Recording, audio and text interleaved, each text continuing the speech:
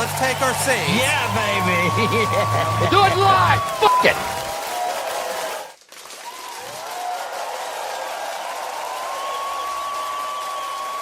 Welcome to A Godless Universe, episode 11.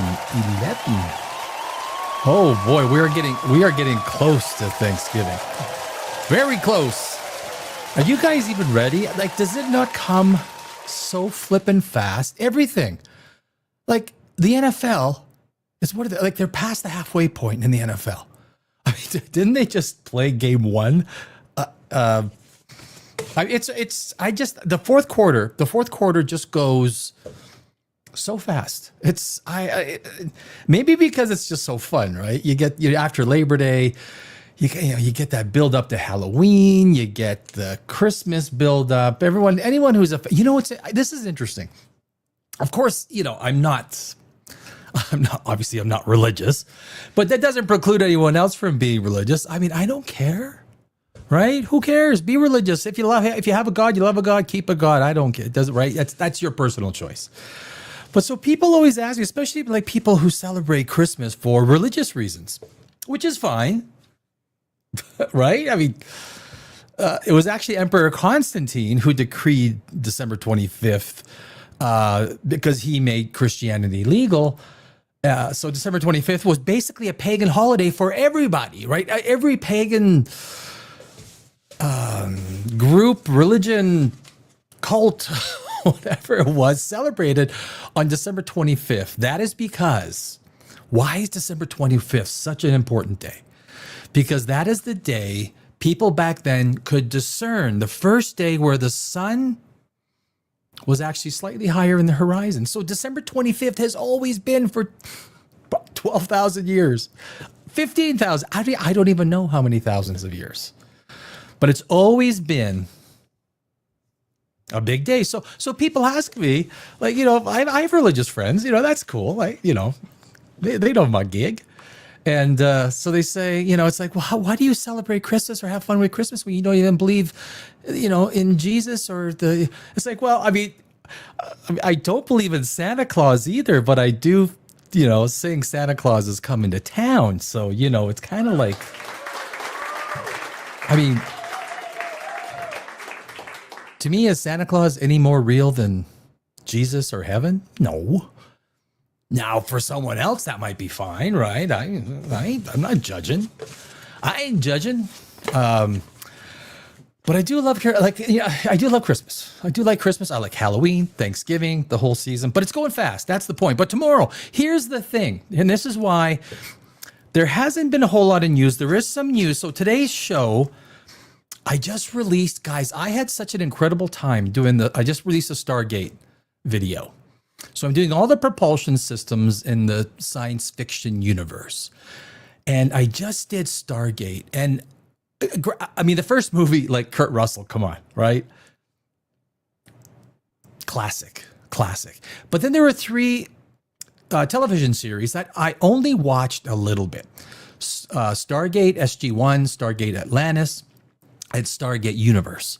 And when I was doing the video, I just released it like an hour ago.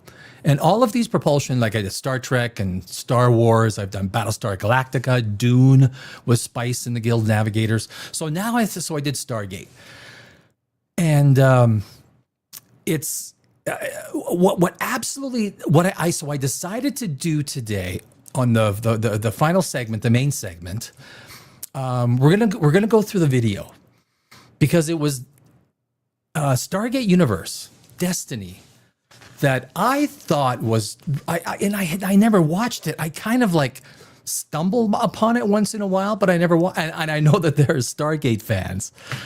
And like, I'm sorry, man, you will whoop my ass on all the lore. But I love learning about the lore. I mean, that's a big part. When I did this video, the whole idea behind Stargate Universe and this massive ship Destiny that's been traveling for millions of years, which I think was built by the ancients, right? One of the ancient civilizations. And this thing has been traveling for millions of years, and it flies into the photosphere of a star where it scoops up and it takes the plasma and the energy. And I mean, then it somehow takes it and powers up the ship, right? So some of the visuals were fantastic. I mean, I really, some of the the Stargate SG-1 and Atlantis was like, damn. And I think it's made all the more better because of the crap that we get. I mean, okay, you might like Ahsoka from first season. I didn't. Ahsoka was kind of like watching a flatline. It was so mundane, so boring. Their use of the protagonist, antagonist. What made Star Wars so flippin' amazing is the delineation between protagonist and antagonist, right? These are basic story concepts that when you go into any amazing story, you understand the antagonist, you understand the protagonist, their motivations, and the stakes that are involved. And when those stakes are big and we care for the protagonist, and we actually even sometimes care for the antagonist, because it's hard to argue that Darth Vader is not the most popular character in Star Wars. Because he was in Superman. At the end, did you see he was fighting Superman at the end? Anakin was fighting Superman. I swear. Watch Superman. If you haven't watch Superman, you'll see Anakin Skywalker at the end. It's supposed to be a clone of Superman. But James, if you saw the dailies, you'd say, guys, I think our long-haired, I forgot the actor's name, is looking a little bit like Anakin. Can we maybe do something? I mean, James, you messed up. James Gunn could be a great filmmaker. Superman is not one of them. It's Lego block storytelling. As a screenwriter, that's the way I describe it. Lego blocks, putting things together like a story with Lego blocks. But I don't think that's the way you start the universe. I've said this before. I touched on it yesterday. James, and Supergirl is not the way you build a universe. Batman is the way you build a universe. That is the tone, right? That is the tone. The great thing about science people, science and science fiction people, there's a common thread that is sort of around this Game of Thrones. I'm not going to say The Witcher. I tried to stomach episode 2. It is some of the worst lighting. It is some of the worst screenplay writing. It is some of the worst character development. Liam Hemsworth has got one face. That is The Witcher. That is Liam Hemsworth in The Witcher. At least when Henry Cavill was The Witcher, we got the fuck. That's a fucking classic, right? I mean, for Henry Cavill, Superman and The Witcher. Damn straight. Standing ovation from the crowd. Jeez, guys, sit down, okay? Sit down. Studio audience. So tomorrow, guys, it's a big day. And so I also worked in the stock market. I was a market maker on NYSE and NASDAQ, economic analyst. There's science. Look, science is everywhere. There's science to economics. There's science to our lives. There's science to history. There is science in automobiles. There's science in financing. How science impact us is in every way. And tomorrow, my friends, NVIDIA is releasing their earnings. And I mean, that's a biggie. I mean, that's a biggie. So much of what is built in terms of this big bubble, I can't really, it's hard to say it's a bubble because if the earnings stack up, but some of these companies are trading 40, 50 times revenue. Palantir is trading 50 times revenue with 78 PE forward earnings. Are you kidding me? When I worked when I was, as a market maker in the stock market, some of these PEs are like, and sales to price ratios. So anyway, guys, tomorrow is NVIDIA. So Bitcoin, this stuff affects everybody. which is why Godless Universe, I will always jump onto economics because it's, it's part of my expertise. Bitcoin fell to $89,500 today, 89,511. Now you can never talk about the price changes in terms of a dollar change. You've always got to look at it as a percentage change, always, never dollar, as a percentage. So basically Bitcoin is like $125 stock that fell to 89, that is trading at 92. That's the way you want to look at it. But Bitcoin, is it signaling something? I don't know. But NVIDIA is tomorrow. It's going to be a big one. So that I'm looking. So yeah. So tomorrow after the market, I'm definitely looking at NVIDIA. For those of you who are in the stock market or the science of economics, that's. I will say, guys, to let you guys know, December 1st to December 4th, December 1st, December 4th, I'm doing the Underworld series. I'm forcing myself to watch Kate Beckinsale. I'm forcing.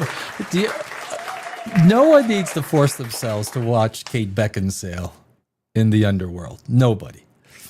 But the movies are good, and I haven't seen them for a long time. And I thought, I think live episode 3 or something like that. I said, okay, you know what? I accidentally said underwear for Underworld. I wasn't thinking about Kate Beckinsale. I wasn't. No, I wasn't. No, I wasn't. Maybe I was. That black tight. But she played the character so well, right? So when it comes to, okay, that's enough. When it comes to female protagonists, there's not many of them, right? Today they don't have. They're called Mary Sue's. They don't have to work for it. They don't have to, like Luke Skywalker had to work for, three episodes before he could fight Daddy. Rey had 2 practice sessions, and then damn, she's got good pretty fast. The character is well thought out. Is it the best movie series? No. Is it entertaining? Yeah, it is.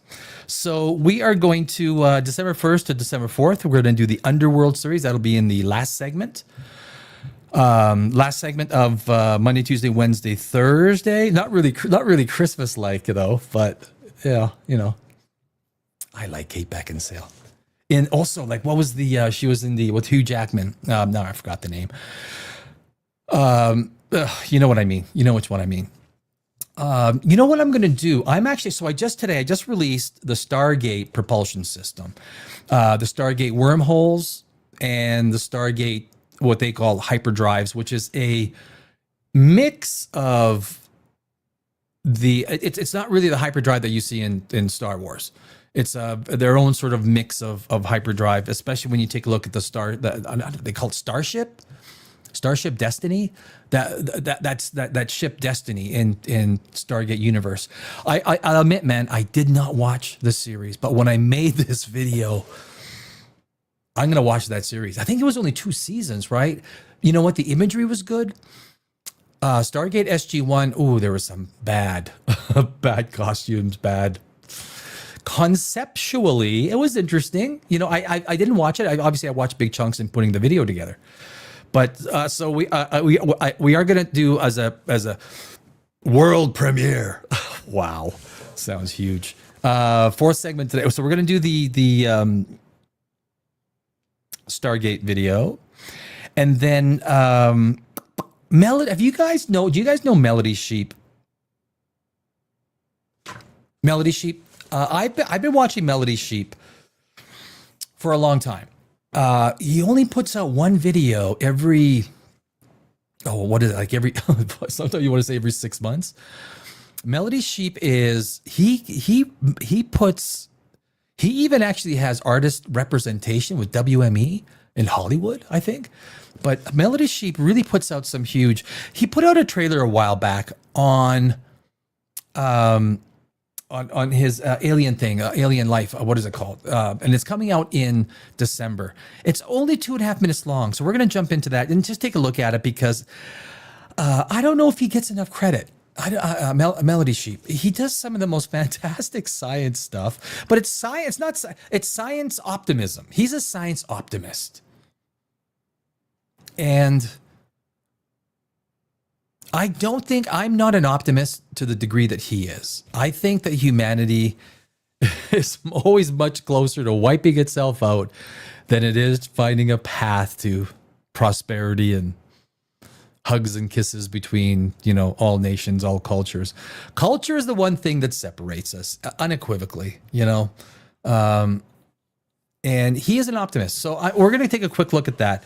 And also, we got news. We got some big news from. I'm not going to mention Avi Loeb too much today, because some of the news that came out has really made Avi Loeb look like another, more of an ass astronomer.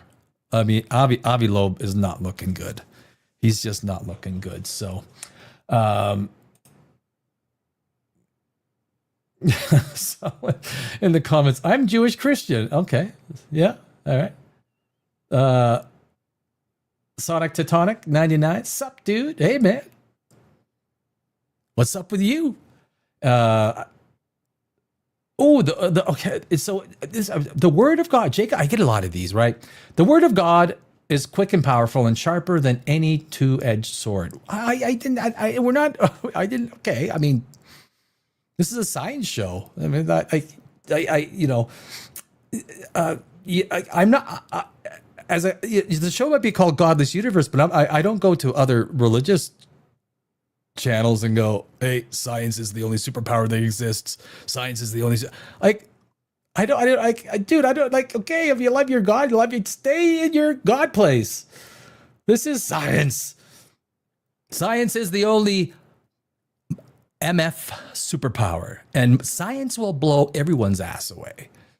Everybody, we don't find scrolls in caves, my friends. Science does not dig up sea scrolls in caves. We build shit. Have you New Glenn, guys? New Glenn last week? Did you see New Glenn last week? In one fell swoop.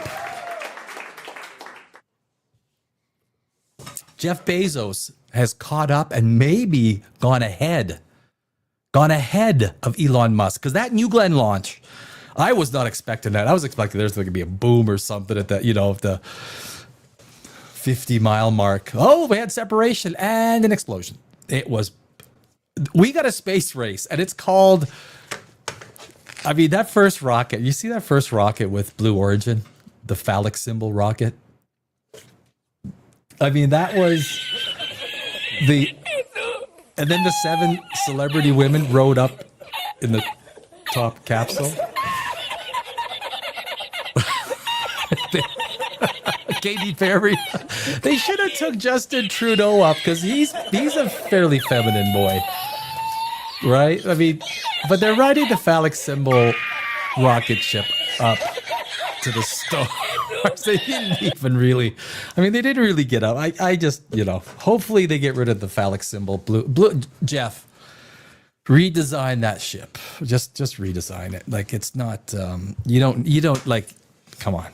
If I would have saw the blueprints for that first Blue Origin ship, would have hit my desk. So what is this? What is this? We don't that's the ship. It is circumcised, so I guess that's always a good thing. But Jacob Fields, the word of God, that's fine. Terry Godley, howdy. Oh, that's the Jewish Christian, yeah, on the comment side. That's cool. Hey, I got religious friends. Some of my best friends are religious. What do I care? Right? All right, come on. Cheers. A red wine. I turned this, you know what? An hour ago, this was water. I turned it into red wine. Whoa, how did that happen? I just wanted an applause. I might even walk on water later today. I am Science Jesus. What else? So we're going to jump in the Melodysheep video. It's only like 2.5 minutes or something like that. But he's releasing it next month. I really love promoting guys and gals that are doing stuff in science that I mean, there's a few people, but Melodysheep, I don't know his name. I just know him by Melodysheep. So we're and images of Three-Eye Atlas's tail is out. The tail, Avi Loeb. It's a comet. It's a comet. Like, it's a comet. Can someone tell Avi Loeb that there's no aliens? Quickly, but there's a tail. It has a tail. Avi, call me. Squirrel poop. Keyword squirrel poop. Avi, you dumbass. you can call someone dumbass if you say it with a smile. That's what I do. It's just ridiculous. It's just ridiculous what he's done. Mars. There's also Mars spacecraft images. And it flew within like 18 million miles. Or was it kilometers? I'm not even sure. I think it was miles. And of course they took images and they confirmed it. Hey Avi, it looks like a comet. I'm not doing any Avi. Maybe tomorrow I'll do some. Then guys, I got late in the afternoon. James Webb Space Telescope. This came in the afternoon. They say that they found the first stars in our universe. The first star. They say that they released a picture. The whole thing. Like going back 13.5 billion years. We got that image and they talked about it a little bit. Huge news. And of course the Stargate, which we're going to get to. First, can we do, Melodysheep. Guys, if you're not a Melodysheep fan, I've been a Melodysheep fan for a few years. I love what he does. I urge you, if you haven't seen Melodysheep stuff, go take a look. He makes a lot of his, I think all of his own image visuals. And just like me, writes his own scripts and he's a musician too. And I think he does all of his own music for his show files. What do we got? Life Beyond. So this is Life Beyond 4 official trailer. And I just want to show, because I think he's releasing it next month.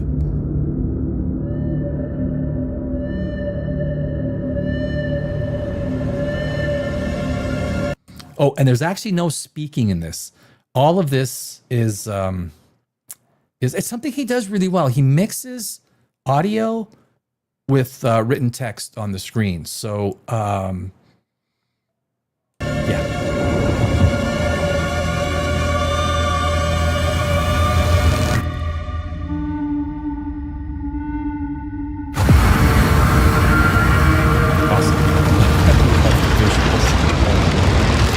We think of life as confined to a single planet.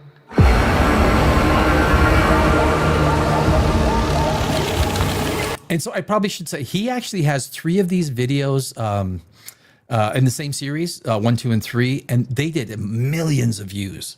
They're each about a half hour, and they're really good. Like, they're a good watch. He does the custom video. I just think good science stuff is so hard to find nowadays with all the bullshit. If you can go back to his channel Melodysheep and watch the first 3 before the 4th one comes out. But the nature of life is to spread.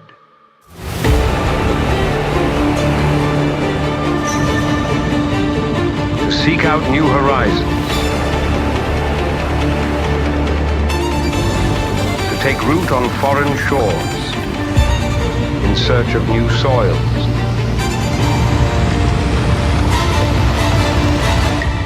To make its mark on the cosmos.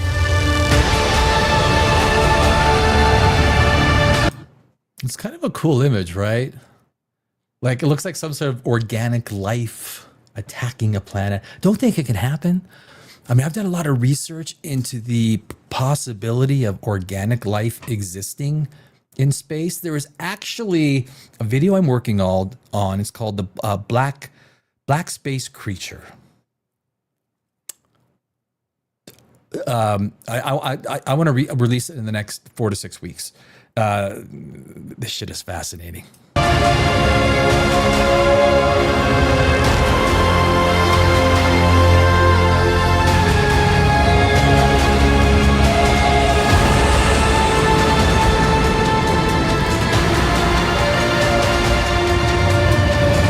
I should say this video is about Panspermia, right? The idea that life is transported by comets across the universe, comets or any celestial body.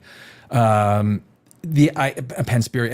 the concept or the theory is interesting, and this is what this Melodysheep's new video is going to be about.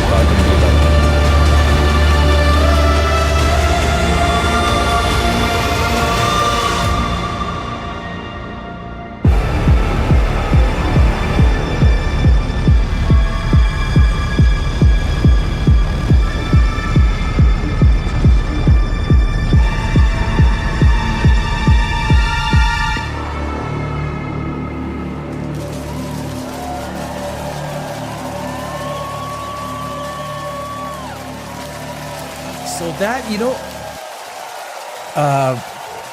so yeah, that's Melodysheep. He's just one of these guys. If you're gonna go and if you like science on YouTube and you want to support people who do science on YouTube, I mean, I'm a little different, right? I'm, my kind of way of science is a little more relaxed, a little more casual. I'm a normie, screenwriter normie, science enthusiast. Melodysheep, he does his science his way. He's a science optimist. He's more like a futurist. But that life beyond is all about, so go watch the first 3 videos. Go to Melodysheep, watch the first 3 videos. It's a good watch. Like, it really is. It's like, who else is good? Chloe, what's her name? Chloe Abrams? What did I can't believe. I always say this. Chloe Abram. Yeah, you always drop like 20 IQ points when you go live on YouTube. Always, like, boom, instant dumb. You're dumb. Turn the, go live on YouTube. Yeah, maybe that wears off. This is literally my 11th stream on YouTube. I've but I've been a performer. I've been on, I've been in front of the camera. I've done shit, stuff like that. But live streaming is very different, guys. It's tough. I mean, it's tough. Is it? Any of you guys do live streaming? I mean, I would love to know. But Chloe Abram is, I love Chloe Abram. It's another person that she just deserves the attention that she gets, right? This is a smart young lady. And she's entertaining to watch. She does her videos in a way that's kind of like casual news kind of thing. But yeah, she's definitely another one. There's a bunch of people, but Melodysheep. Anyway, that is my. I have no problem plugging some of these creators that are just kicking ass. And Melodysheep, he actually won for his one video. He won a major award for one of his. It has 110 million views. 110 million views. One of his. It's the. What happens to the future of the universe, and he goes trillions of years into the future. It's a time lapse. So well done, and well deserved. So tip of the hat to Melodysheep for everything that he does.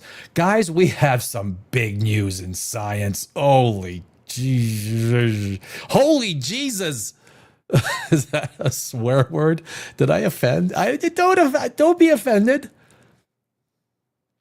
Holy jeez. I guess they invented G, so it was short for us. Take the us off. It's like, being a screenwriter. I do write horror. And I realized, let me punch one of these things up here. What am I looking for? Oh, I see the problem. Okay, hold on a sec. So I got to do, not that. I got to do this. Yeah. Oh, that's the one. So I'm going to cancel that. And it's when you do this stuff, a lot of people have producers. Like, there's like someone sitting somewhere else and they're clicking everything, putting up for the the on-air talent. On-air talent. That's a strong word. Is that? Oh, geez, I had a little. You know what? I had a whole I forgot about Thanksgiving. It had Bitcoin charts. I was going to show Bitcoin charts. Okay, so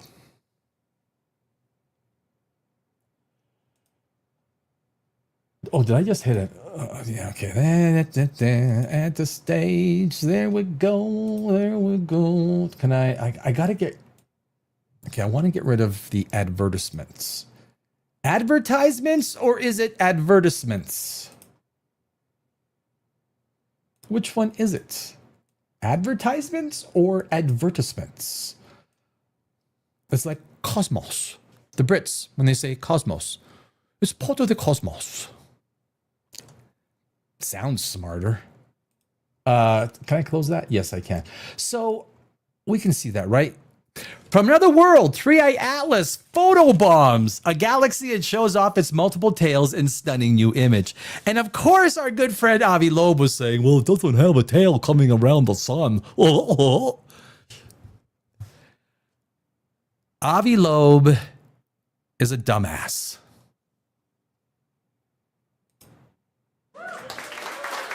Thank you. Thank you. Smattering of applause. Avi Loeb is a dumbass. He's the only scientist that is out there saying stupid things. Look, anything is possible. Do I say that there's 3 pink elephants riding in on horseback until you disprove it? It's true. What kind of science is that? Open every possibility. Maybe it's the Hale-Bopp people from 1997 coming back to, maybe can you disprove it? An incredible new image shows the multi-tailed alien comet 3i Atlas shooting past a distant galaxy in the night sky. Photobombing a galaxy. Total 3i. Like if it's, you cannot tell me it's not aliens. If 3i Atlas is photobombing, it has to be alien technology. It has to be alien technology. Avi Loeb, the Harvard Israeli astronomer.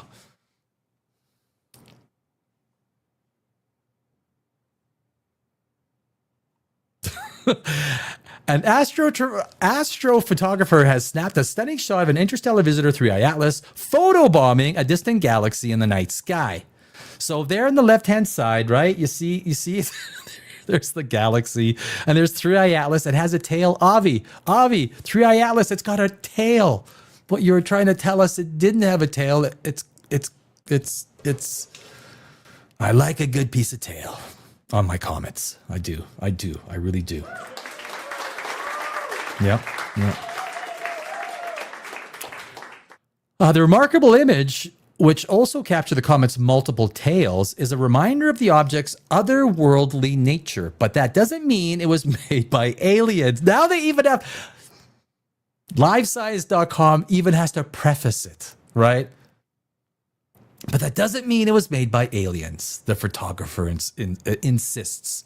Satoru Matura, a New Mexico-based photographer who has previously worked on multiple astronomical research projects, captured the new image using a 0.2 millimeter telescope on Sunday, November 16th, shortly before sunrise. It shows a familiar green glow coming from 3i Atlas's coma, along with the comet's long ion tail and a reemergence of its shorter anti-tail, which is likely caused by excess dust blowing off its surface. In recent weeks, the comet briefly appeared to lose both these tails, although this was an optical illusion due to its position relative to the Earth. Because as the Earth kind of moves around, and then the reflection of the sun versus the tail, it becomes, I mean, someone's got to tell Avi that these things are easily explained.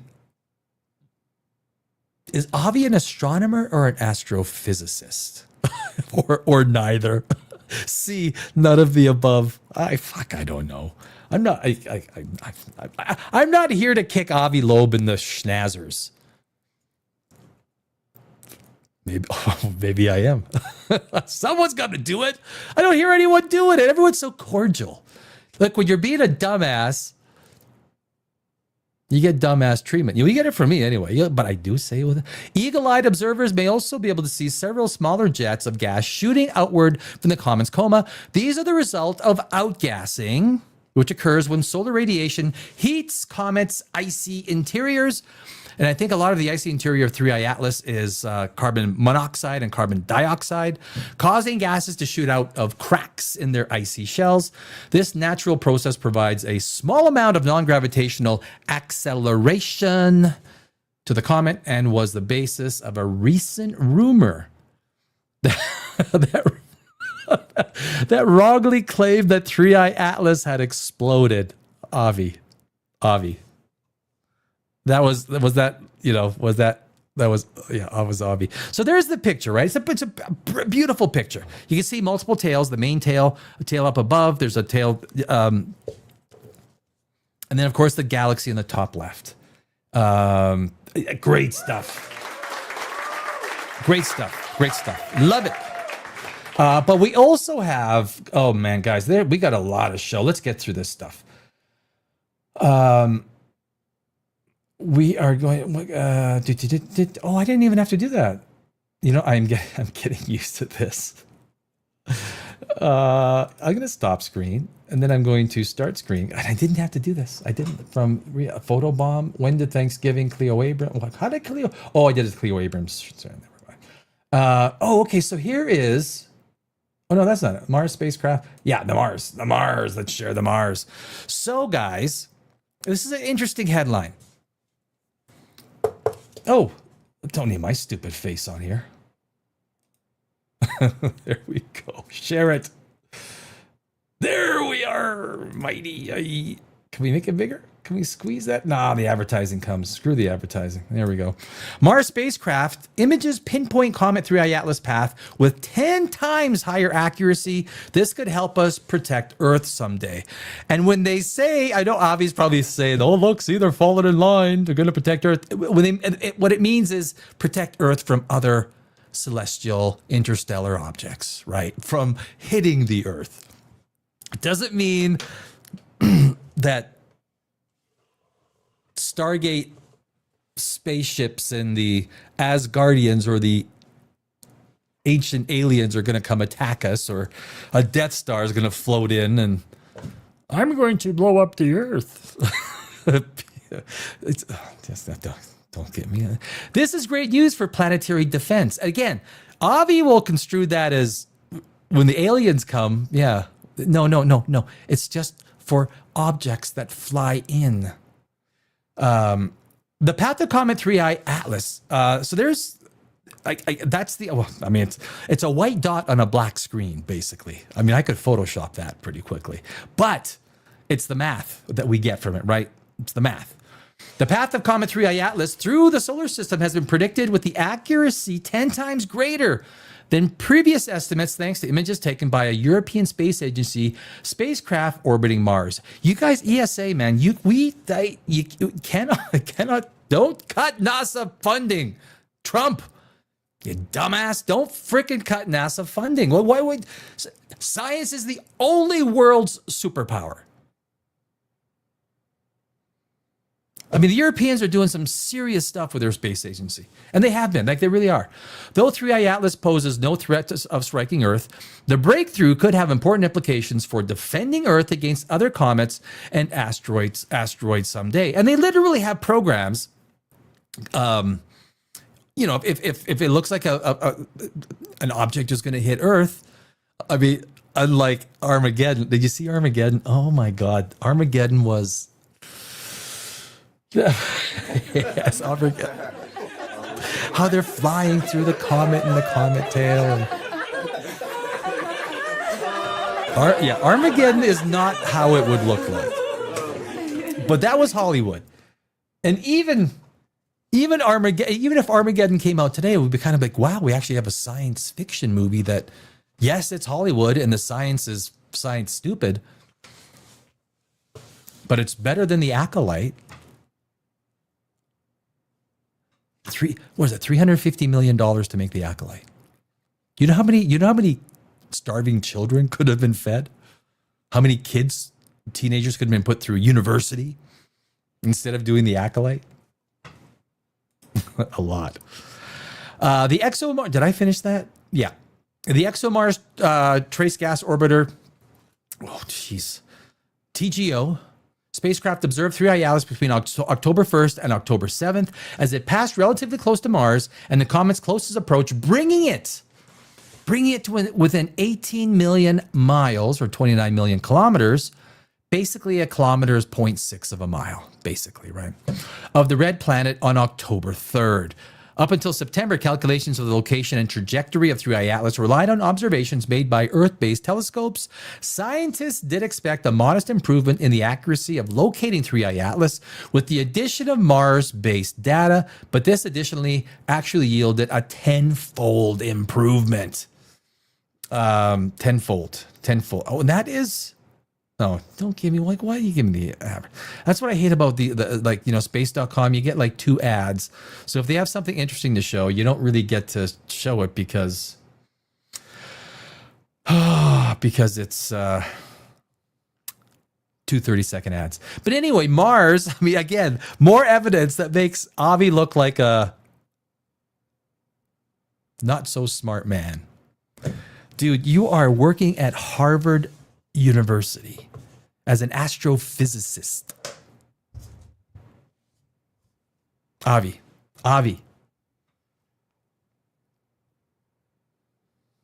Okay, let's that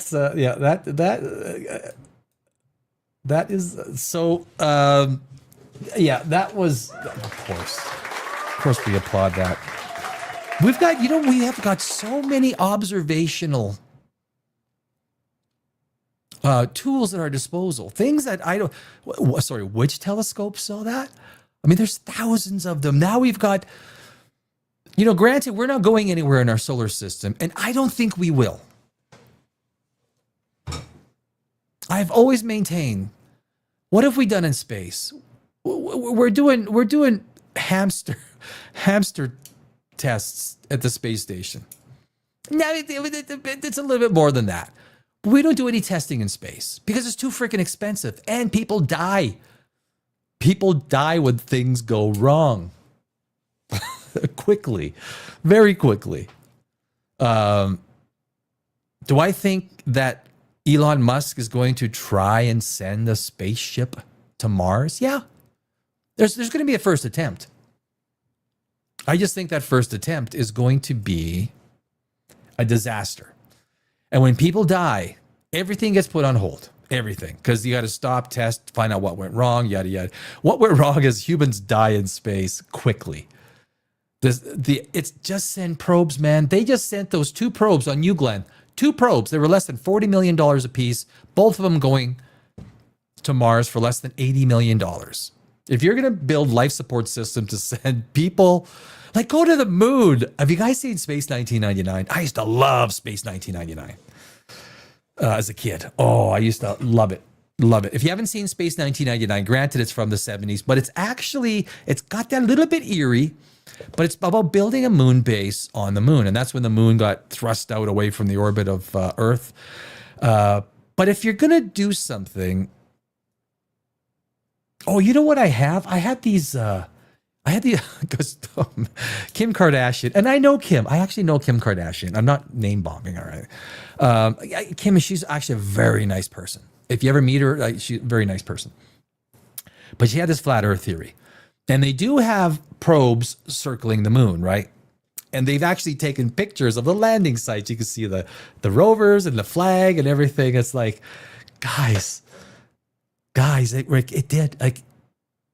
There were people that walked on. You can't fake flags on the moon.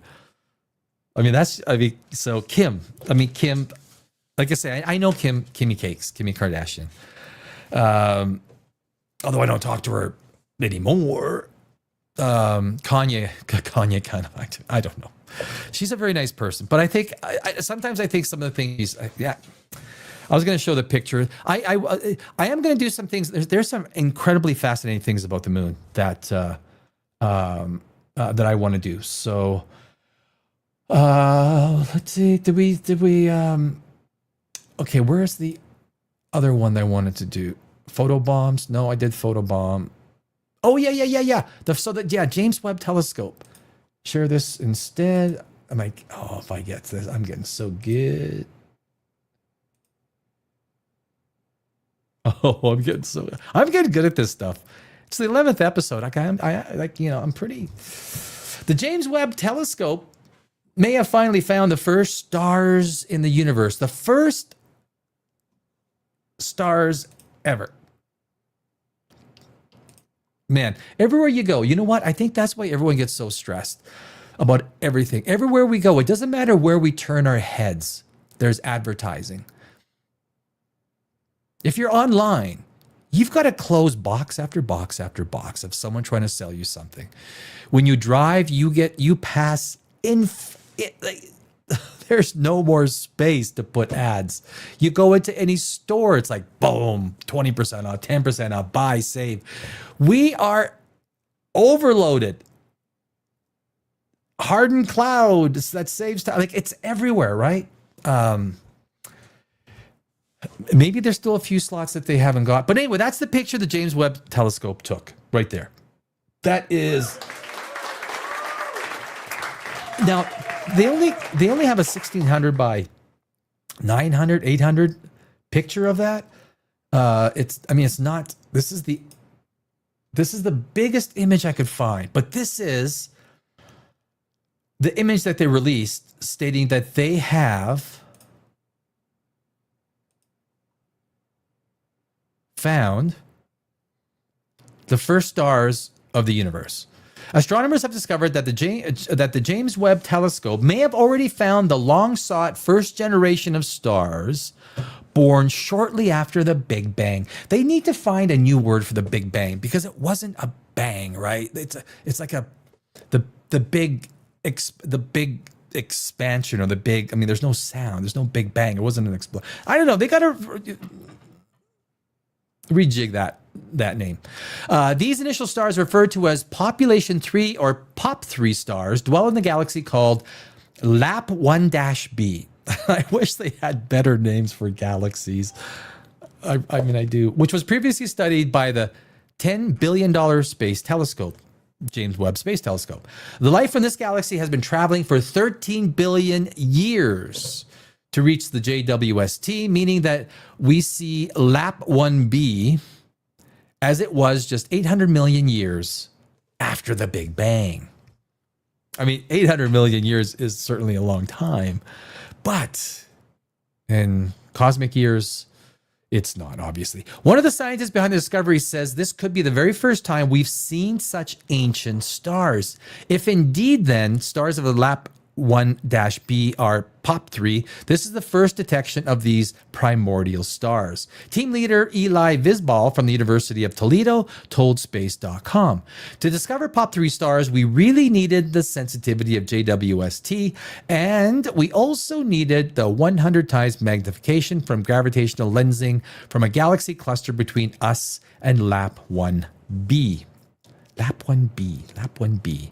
This galaxy is so distant that it was only visible even to the highly sensitive infrared vision of the JWST, thanks to a phenomenon first predicted by Albert Einstein in his 1915 theory of general relativity.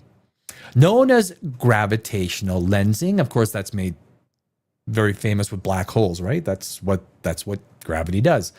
This phenomenon describes the magnification of light from a distant object via the warping of space by an intermediate massive body. The gravitational lens that magnified LAP 1b is a massive cluster of galaxies that lies between Earth and LAP 1-b.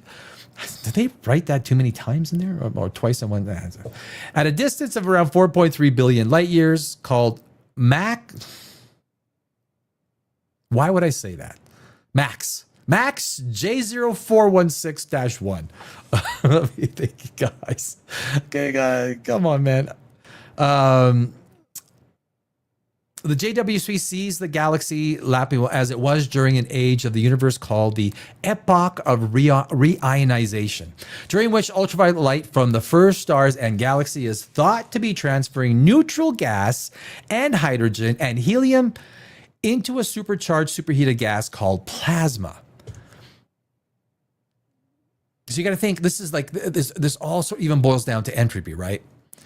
There was a high amount of entropy, not maximum entropy, but before, very high entropy, before things started to coalesce, before complexity started to develop. And this is these first pop 3 stars, right? The first proof of complexity within our universe. Coming together around 200 million years after the Big Bang, after the universe had expanded and cooled enough to allow electrons and protons to form the first atoms of hydrogen, the lightest element in the cosmos. In the standard model of cosmology, pop 3 stars form in a very small dark matter structures that serve as building blocks for larger galaxies, Visbal said. Thus, they teach us about the earliest stages of galaxies formation and evolution. They may also constrain the properties of dark matter, since alternative dark matter models impact from where. So, okay. So the headline is the James Webb Telescope may have finally found the first stars in the universe. Right? That's the news on that one. I did a video. It also found a black hole in a galaxy, the galaxy UNZ1. Sorry, UNHZ1. And it was only 300 or 400 million years after the Big Bang. It was already 40 million solar masses. 40 million solar masses. I have a video I did about 4, 5, 6 videos down on UNHZ1. We don't know, of course, we're looking at it. We don't know what it's like today. But what we see is not what it is today.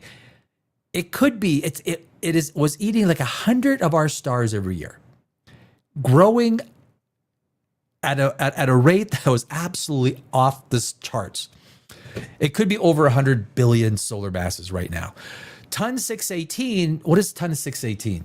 66 solar masses, or 66 billion solar mass black hole, right? I mean, the thing is, and then Phoenix A star. But the problem with Phoenix A is it hasn't been confirmed. Initial measurements has Phoenix A star as the largest black hole, but not confirmed. That's why it's not given the title. But actually, ton 618 is a hyperluminous quasar, which is different than a black hole. Yes, it is a black hole, but a hyperluminous quasar is feeding so much that it has the jets, right? It's shooting off now hyperluminous quasars. So it is definitely different than just a basic black hole.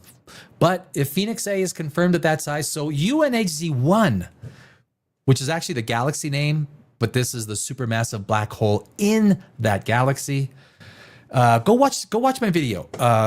It's you're like, damn, like this stuff exists, and here we are on this planet Earth, arguing about such trivial things when real freaking crazy nutso stuff is going on in the cosmos, and most people don't even give a damn.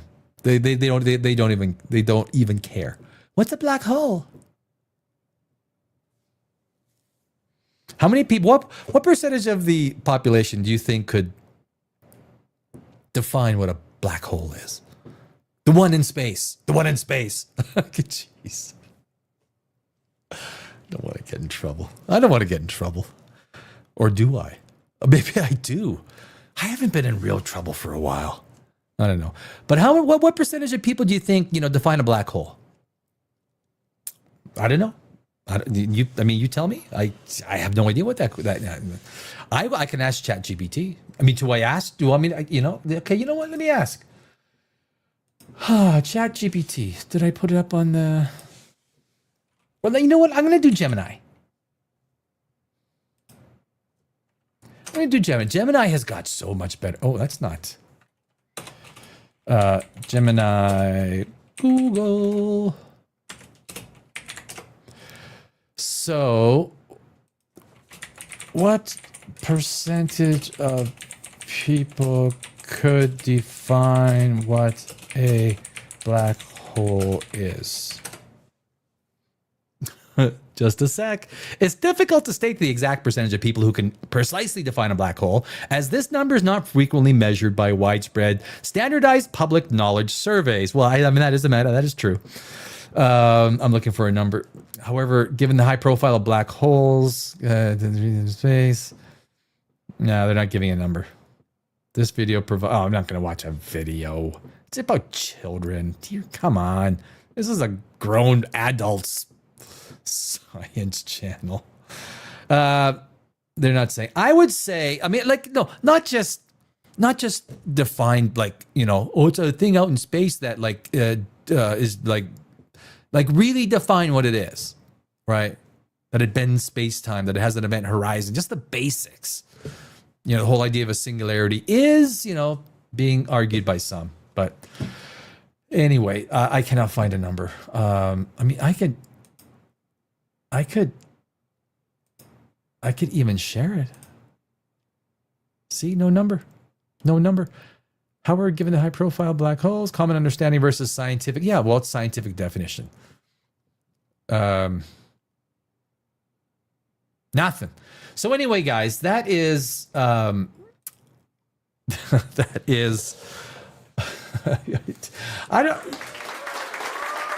you know, to do so I do videos live. Now I do live videos. I also have another channel, Pop Rages, and there I just do I fired that back up. It's just movies and pop culture kind of stuff, right? So, but for me to do what I do by myself is pretty amazing, and the only reason I can do what I do by myself is because of AI. It's everything from, you know, getting information together to doing research to doing, for me to do basically. So if I do research trying to figure out information on a certain topic, you would have to go to Google, you'd have to search it, you'd have to go to every web page, extrapolate the information. The only thing that AI does is it does that for you. Like, summarize all the data and information that I need about this subject. Now you have to go and read it. Understand it. Make a script about it. Can you have AI help you with a script? Yeah. You don't want to use an AI script to do a science video. No. But it can give you a first draft, but you got to go in there and you got to rip it up. You got to rewrite entire parts of it, reword entire parts. It's a good baseline. Now, this is not scripts for movies, because I am a screenwriter. I have never, and I never would use AI for writing a screenplay. And you could Google my name, Danny Alex Screenwriting, and I've won a lot of awards, and I would never, the human touch, I don't think AI can replicate the human touch, human emotion. Will AI ever understand human emotion? Will a dog? I don't think a dog, it's impossible for a dog to understand. Dogs don't get jealous. Dogs, well, I guess in a way they do, but, you know, dogs don't look at the mirror and go, geez, I'm really having a bad hair day, or, you know, when the dog's ears flopped up, it's like, oh, would you fix your ear? They don't give a damn. They don't, because, you know, it's like a small dog thinks they're a big dog, and they go, anyway, I don't know. The more I think about AI, it seems to me that if AI gets super smart, it will know and understand that it needs to have a relationship with human beings, because human beings will still have the power, regardless of what we see with the Age of Ultron and what are the other Terminator and all these other movies. Regardless of what we see in these movies, humans will still have the capacity. We may have to shut down our civilization to shut down I don't want to say evil, because it's I don't think it would work in an evil way. Evil is a tough word because it's perspective, right? Malicious kind of a way. But anyway, that's I think AI will realize that, wait a sec, I can't do anything without these human beings. Because, I mean, really, you know, I need electricity, I need this and that. Can they usurp an army of androids that will take the function of humanity? That's a big, I mean, that's way into the future. I mean, that would be a point in time where robots are doing every task that humans are, from getting materials like, mining, to development, processing, engineering, everything, like the whole stream going up to end product. Smart AI will probably realize, I've been thinking about this. Smart AI will realize I lose humans and I'm fucked. I mean, that's really like when you really think about it.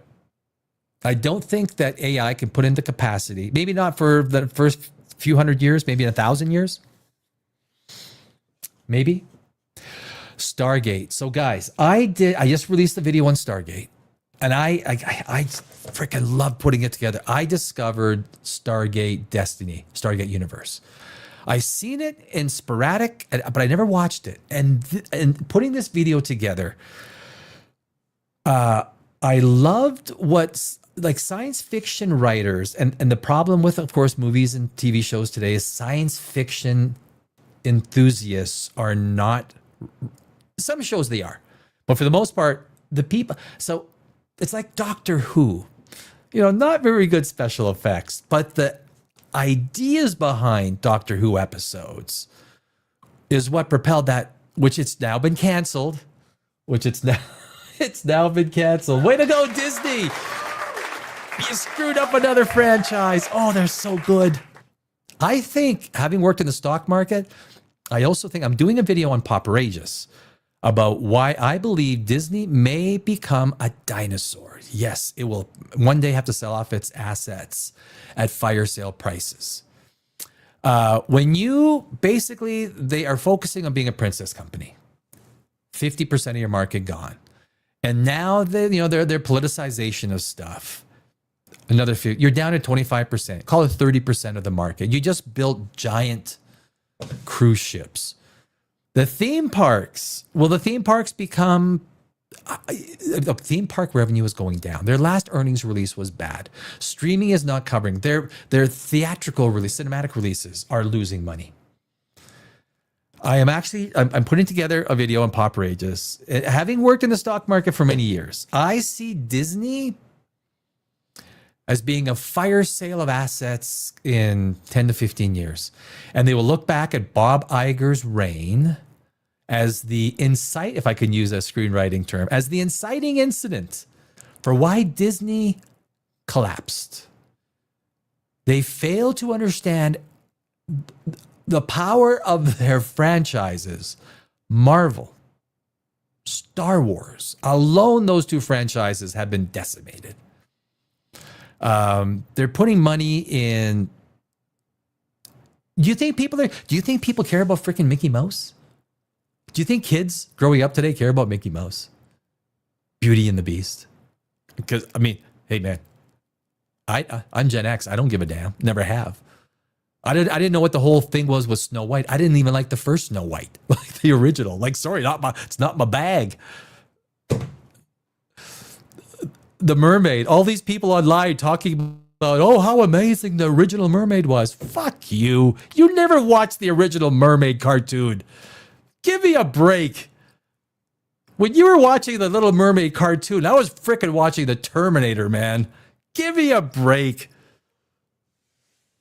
Freaking YouTube people. Kiss my ass. No, just kidding. Don't do that. So anyway, so Stargate, guys, Stargate, I'm going to remove that, and I'm going to, so I released the video today on Stargate. We're going to go through it. It's about a 9-minute and 50-second view. I'm going to stop it in places that I just think is, light bulb places for me. Stargate is, I really I love the movie. Like, you cannot, I like Kurt Russell. Dude, wide Earp. The Thing. I mean, that's oh,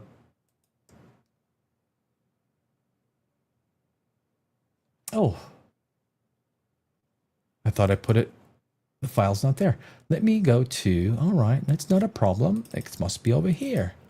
Hey, you go to a file folder, you try to find a file. It's like, I didn't put it here.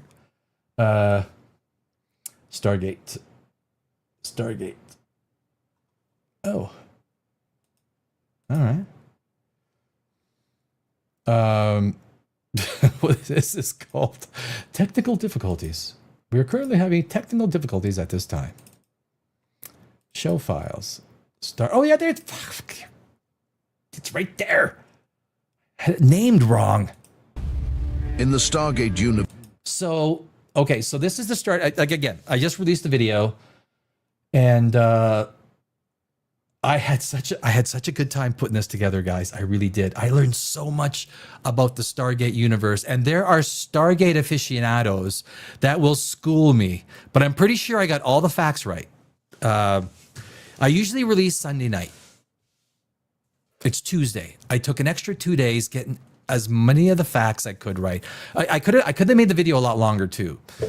Some of the back third is with Destiny, Stargate Universe, and the visuals are just freaking awesome, right? If you were like a real science fiction lover, that like the visuals of that Destiny.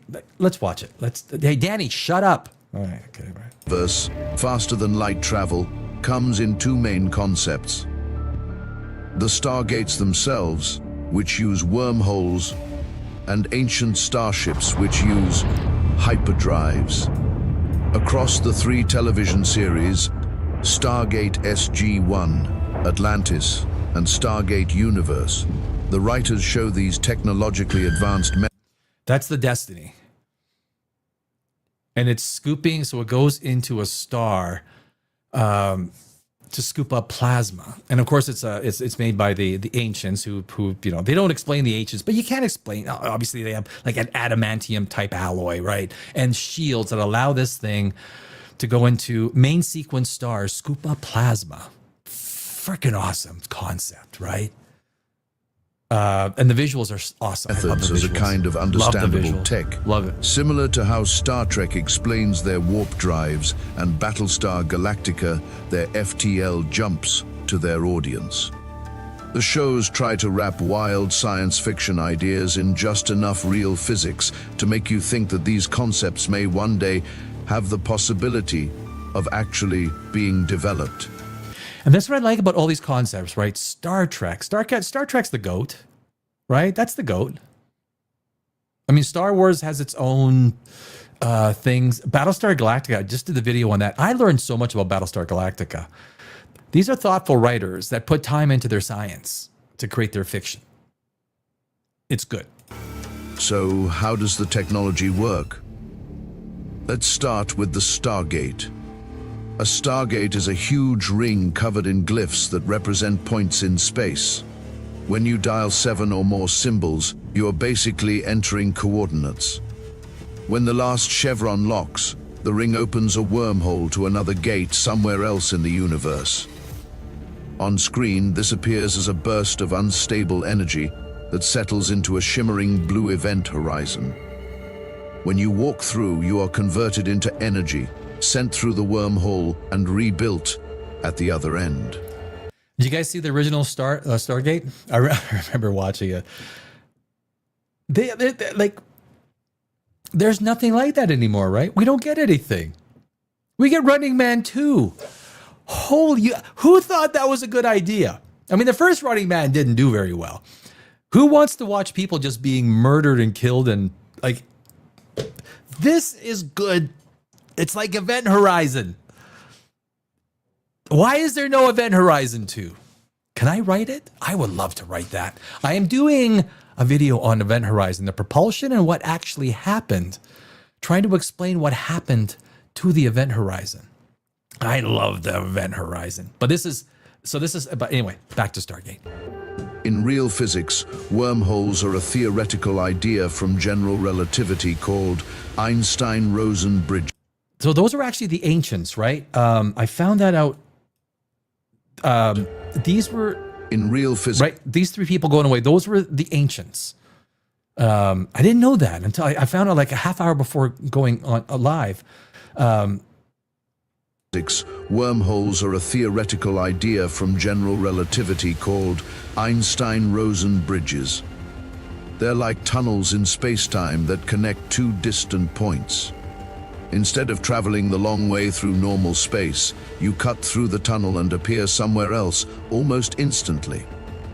You're not actually going faster than light inside normal space. You are taking a shortcut through a different geometry of space-time. I did a video just not too long ago on wormholes, and it was about basically using the interstellar wormhole as kind of like the basis of it, and the real physics behind a wormhole. The real physics behind a wormhole is insane. The amount of energy, what it would take. You got to think the only place that we see space-time being bent, warped, destroyed, you want to even, go to that extreme, is a black hole. Who's going to go out? We haven't seen anyone out there controlling a black hole, right? You can't put a saddle on a black hole and say, giddy up. A black hole will frickin' tear your ass apart, spaghettify you in seconds. I'm skeptical,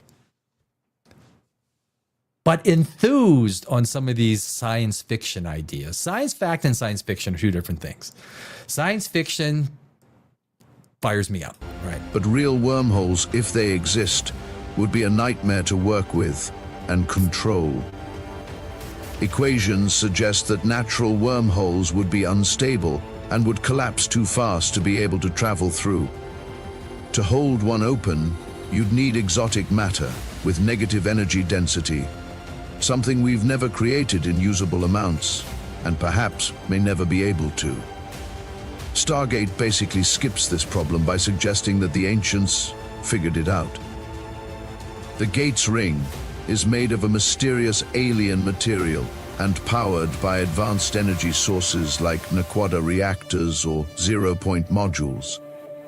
The show does add rules to keep things consistent, giving a certain feeling of credibility. Matter can only move in one direction through an active wormhole, preventing two people from trying to step through at either end at the same time. And I think that's a really important thing. So if you're writing a screenplay, you're writing a story, you're trying to create the world building that makes sense. Power that is not. If you have Superman, it's why Superman is a flawed character. And I say it all the time. Superman fans get so insulted. Superman is a flawed character because the kryptonite is coming, and every single bad person is going to be some sort of derivative of their genes or cells. Every single time. Supergirl's going to be no different. When's the kryptonite coming? And what is it going to be? Her cousin is going to be something else. It's freaking predictable. Superman is a flawed character. That's why, James Gunn, you start with Batman on your DC universe. But just like any other screenplay, if you create something that is all powerful, just like Galactus was in Fantastic Four, it's a bad antagonist. You need to create limits. And then in science fiction, when you write these concepts, and just like they did in Stargate here, to their credit, they created limits, things they couldn't do, just like Battlestar Galactica, right? They made stakes. If you're going to do a jump, there's stakes. There's tension built into actually doing a jump. And that's what you have to write into your story, your screenplay in science fiction. There needs to be consequences to power. Consequences to power. When you're writing a story, you can make someone as powerful as you want. You need consequences. Wormholes normally can't stay open longer than about 38 minutes, unless a massive power source keeps them open. It takes more energy to dial another galaxy as compared to traveling within the native one, where the Stargate exists. All these limits feel like the kind of technical constraints you'd expect in real engineering, even if the underlying physics is fictional. There's also the philosophical question of what happens to your body and mind. The show often talks about travelers being dematerialized into a pattern, transmitted and rematerialized at the destination gate. In reality, this would create massive issues. This is really important. So this is, when I was writing this, I said, I really have to emphasize this, because when you are deconstructing a human being, just like teleportation on stars, you're tearing atoms apart. You're tearing someone apart at the atomic level. Are they dead? How could they be alive? and would most likely be impossible. You'd have to scan every atom and every quantum state in a body, send that data and rebuild it exactly, including all the connections in the brain that form memories and personality with 100% accuracy. The amount of information would be astronomical, beyond description. You have to also ask the question, if a person is torn apart, atom by atom, have they not been effectively destroyed and killed? Even if a new person with the exact memories and personality rematerializes, is it a different person? See, that's the question. Every time you see the easy one is Captain Kirk and then Spock, they beam down. Their bodies are torn apart. And then they're rematerialized on the planet's surface. Let's say that gets done 100% correct. It can't be the same person. You just killed them. If you tear all of my atoms apart, I'm dead, right? At that point in time, I'm dead. I cease to be. Just because you remake me on the planet's surface, you created a clone of me. You recreated someone else if you get everything 100% correct. But I'm dead. And just because something is a clone of you doesn't mean that you are that thing. No, it's just something exactly the same that has the same memory. It's a different person. I've never... And so does this apply to the Stargate Gate? Stargate Gate? I think Has it a does. clone of the original person been manufactured, different than the one that was torn apart and, in essence, destroyed? Ancient starship hyperdrives, on the other hand, are a different type of faster-than-light system. Atlantis is a city ship with a powerful hyperdrive that can jump between galaxies. Conceptually, guys, I mean, that is cool, right? I mean, that is science fiction. Stargate Atlantis. Like, I remember when this stuff came out, and I don't know why I didn't watch it. But doing this video, I was like, fuck, that is uber cool. Right? A spaceship or a city, a massive city that travels galaxies. Fuck, that's science fiction. Gold. Earth ships like the Daedalus use hyperdrives based on ancient Asgard technology. These drives create a hyperspace window and move the ship into another dimension or region of space-time, where distances are effectively shorter. In Star Trek, a warp drive bends space-time around the ship, creating a warp bubble that lets it move faster than light, without locally breaking the rules of relativity. In Battlestar Galactica, FTL works more like an instantaneous jump. Stargate's hyperdrive sits somewhere in between. You still spend time traveling in hyperspace, but from the outside it looks more like a jump, because the ship disappears from normal space. The visuals, I mean, visuals for a TV show, like, that's pretty good, right?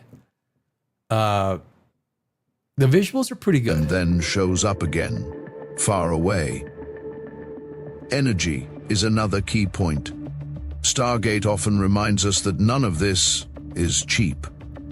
Dialing another galaxy or using extra chevrons takes a lot more power, which is why they constantly chase better energy sources like Naquadah generators, zero-point modules, or even tap a black hole to power a gate. This actually matches real theoretical problems in modern physics. Keeping a wormhole open or creating a warp bubble seems to need huge amounts of energy and maybe even exotic matter. The show gets around that by saying only super advanced civilizations, like the ancients, Asgard or Ori, can build and power this tech. That's the Destiny ship from Stargate universe. It's awesome. It is At awesome. full scale. The show Stargate Universe pushes this concept with the starship called Destiny. Destiny's FTL works differently from standard hyperdrive. It runs slower than most modern ships, but it can cover huge distances and operate continuously over long periods. The ship has been traveling for millions of years, following a path set by the ancients to study the structure of the universe. The idea of a semi-autonomous ship traveling for ages without its makers is similar to real concepts like interstellar probes or generation ships. So it's basically like, you know, it's this massive ship that was created by the ancients. The visuals are fantastic, right? This is a show that was what, just almost 20 years ago. 20 years ago, was it? Yeah, 2007, 2008. The visuals are fantastic. The concept is fantastic. I've sporadically watched some of the shows, but I cannot comment.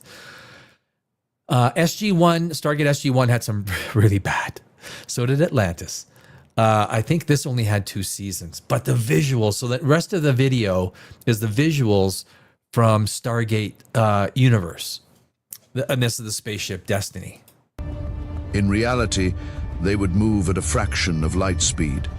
But the basic idea of relentless long-term exploration is grounded in serious space science discussions.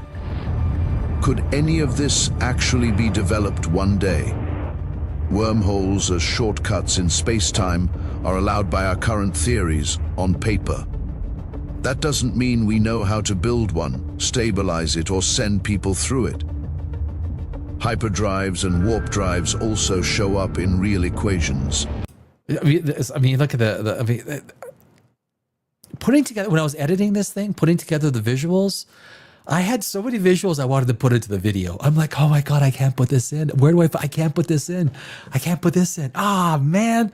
So I had to focus on just a few things.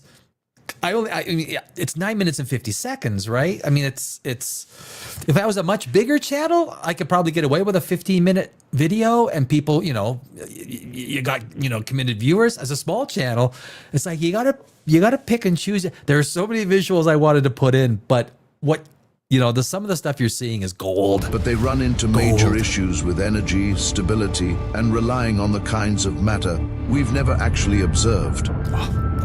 As far as we know today, both gate-style wormhole travel and ancient-style hyperdrives are far beyond our reach.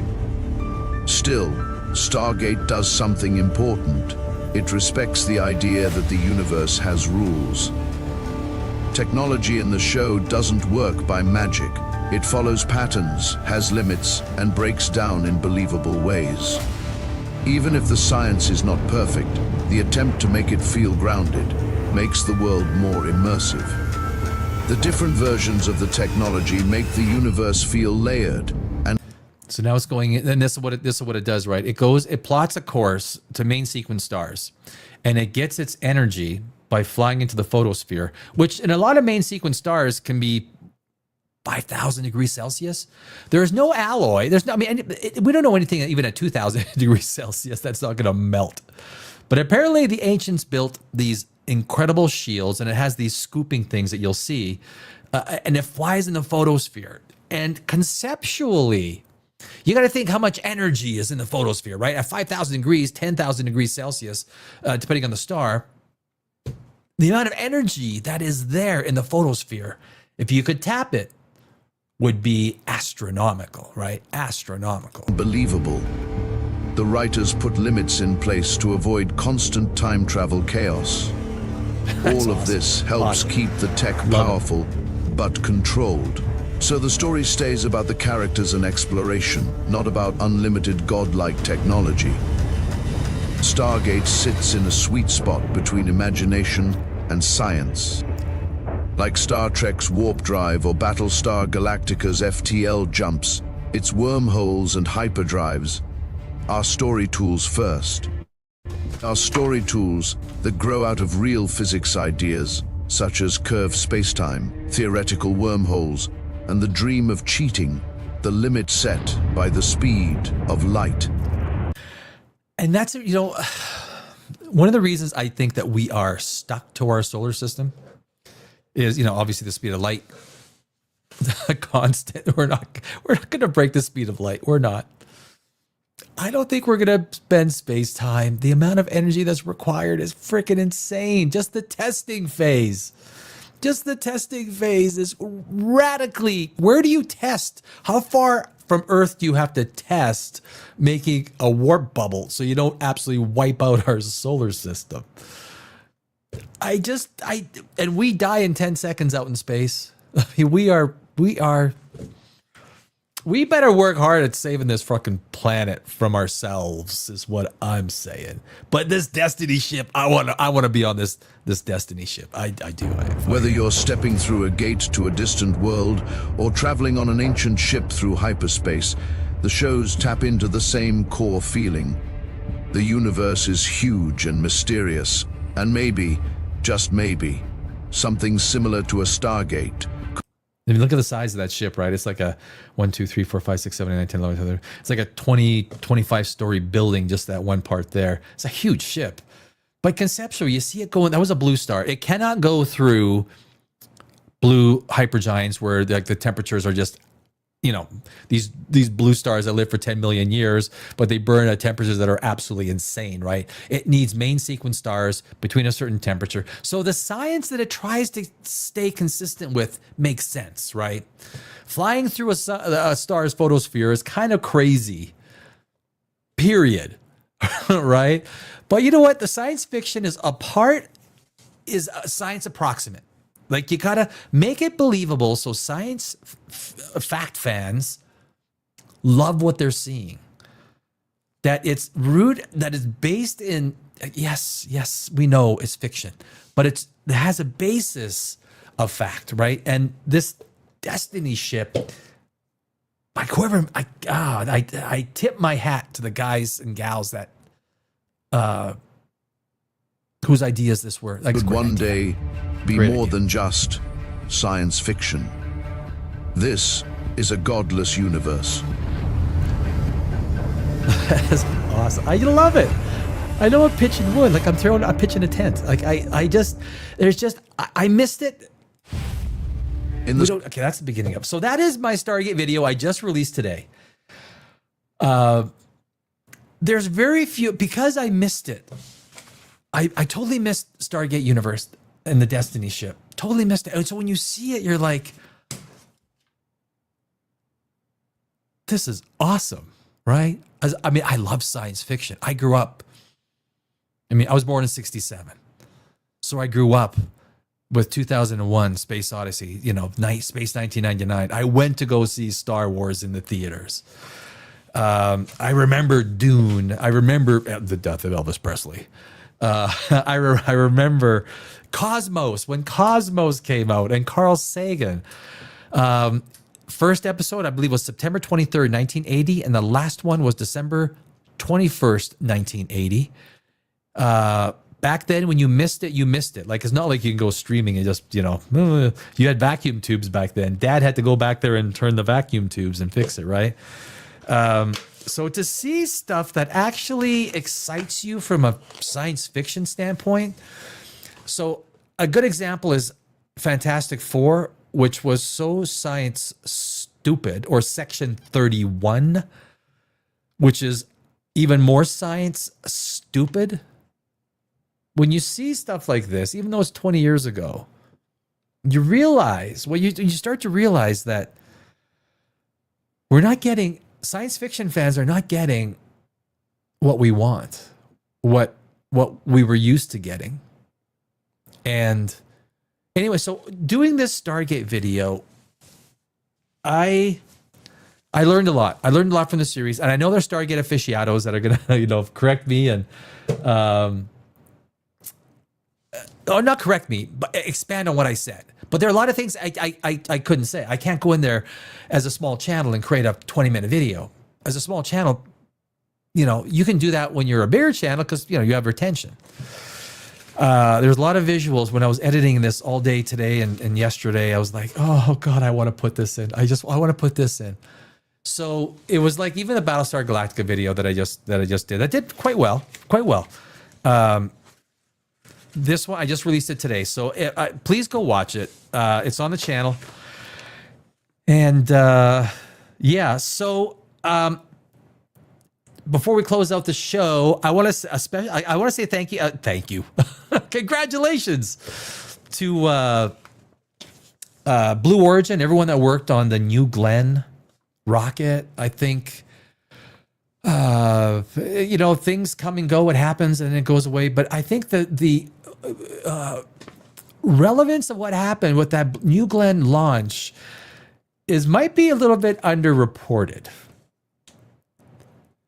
What Bezos did and New Glenn was pretty freaking huge, people, my friends.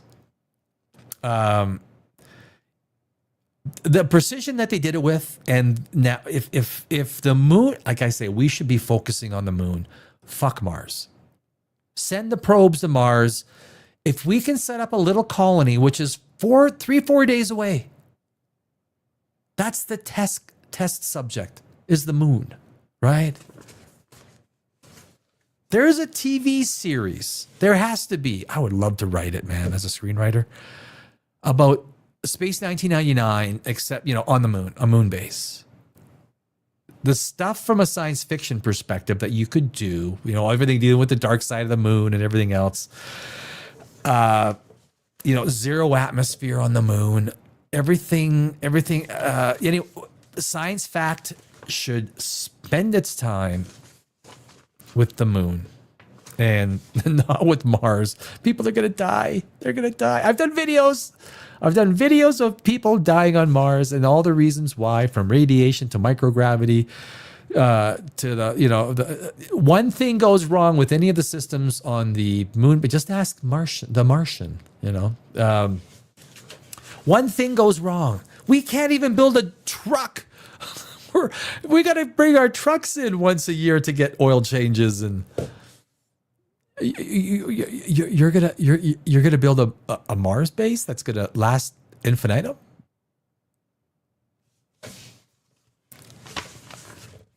People's gonna die, and then it'll be put on hold infinitum, and we'll be back to the moon, which is where we should be right now. The Expanse. I gotta watch The Expanse. People have been telling me The Expanse.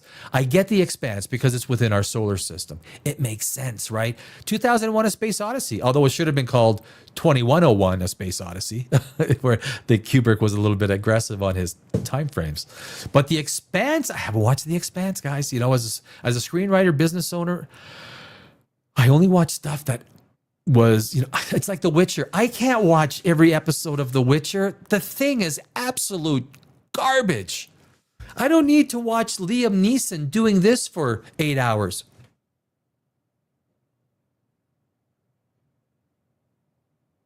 I had to move because I was so still there. That's Liam Neeson's face the whole frickin' Witcher in the 2 episodes that I've tried to watch so far.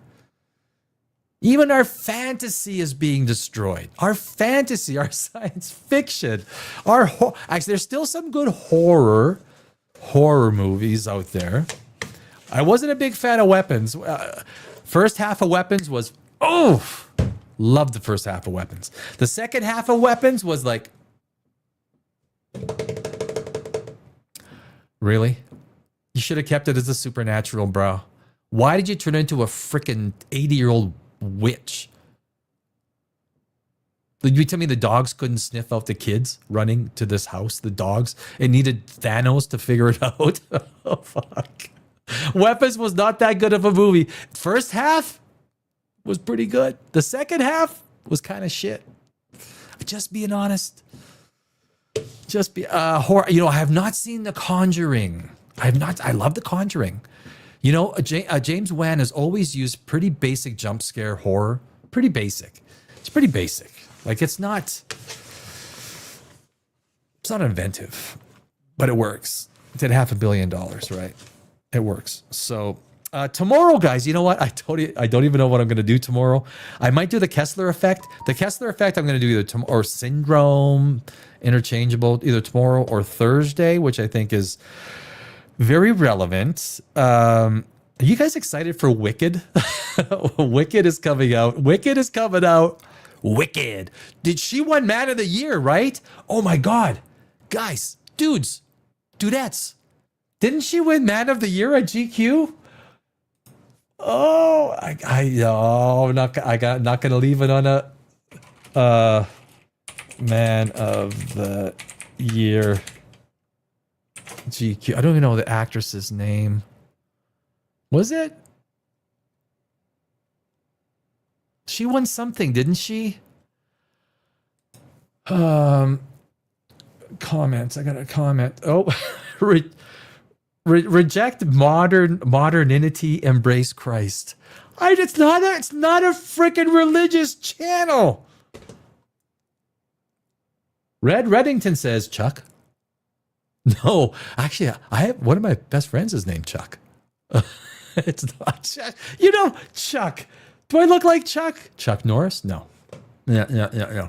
But anyway, the girl from the actress from, you guys know what I'm talking about. Can someone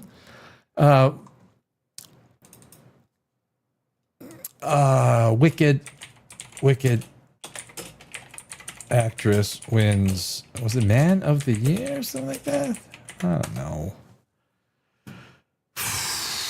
Cynthia, who plays Alphaba, has been named one of GQ's Men of the Year for 2025. She shares the honor with Skepta and Pierce Brosnan. Congratulations, Pierce! Guys, I'm not I'm not a conservative. In ways I'm a conservative, but I'm also call it libertarian. I believe in less government. I believe in the freedom of everyone to, do what they do. I do not believe okay, well, whatever. Whatever. Really? Pierce Brosnan could be Man of the Year. Right? What was the TV show? Mobland. Oh, guys, did you see Mobland? Seriously. Full applause. Yeah, full applause for Mobland. But she won. Can we just assemble some sense of? We need Avi Loeb to shut the fuck up about aliens. We also need women to stop winning Man of the Year. Okay. We probably need men to stop winning Woman of the Year. And look, man, I'm a quite liberal kind of guy. But there are just kind of common sense basic stuff that we could all somewhat abide by. We could have a third category.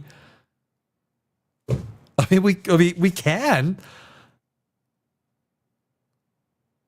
Well, I mean, where am I going wrong? I'm not saying anything to offend anyone. Right? Shouldn't a man win Man of the Year? Shouldn't a woman win Woman of the Year? And if you are if you are a hybrid, or you feel that you're a hybrid, there could be a third category. Anyway, let's start off with Wicked. Are you excited to see Wicked next week?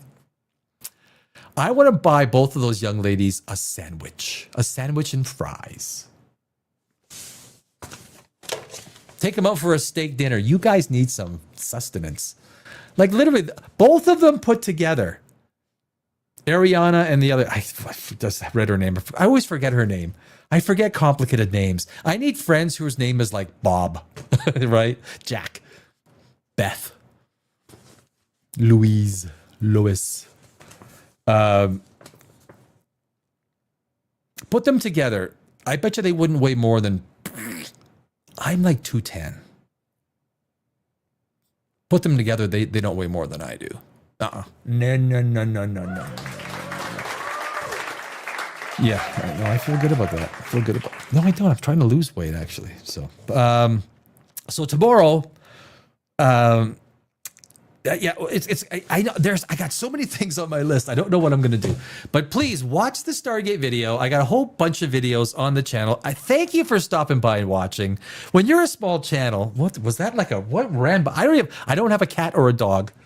I thought something just ran by me. What the hell? There's a ghost in my room. Thank you for supporting. When you're a small channel, you're trying to fight through the cobwebs to get your head above water. Thanks. Hey, I freaking appreciate it. Thank you. I will see you tomorrow on a godless universe.